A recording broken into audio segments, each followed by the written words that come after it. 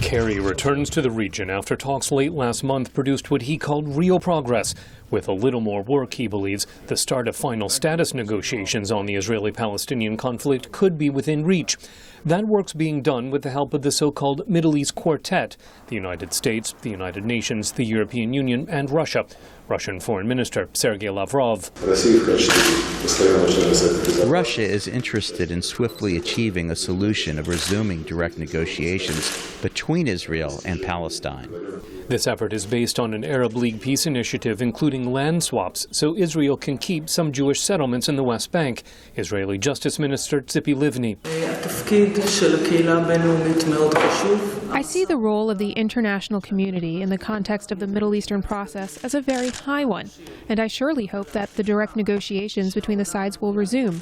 But the international atmosphere and background are also very important to us. Getting to a two-state solution has been a priority for President Barack Obama. American University professor Akbar Ahmed. The second-term president is always bold because the president is then thinking of his legacy.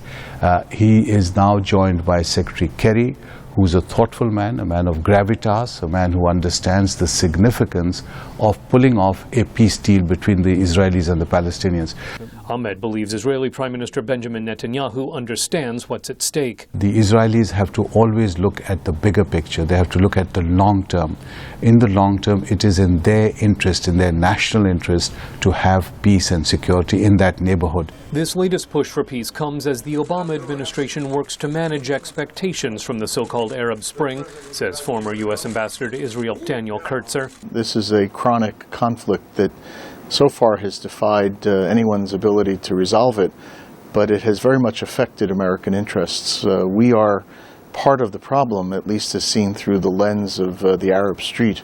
If Kerry can get talks started, Kurtzer says that will help broader U.S. foreign policy goals. I think it will dissipate some of the anger on the Arab Street, and it'll give us some breathing room to really do what we need to do on other pressing issues like Egypt and Syria.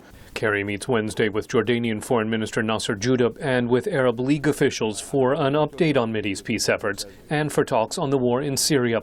Scott Stearns, VOA News, Amman.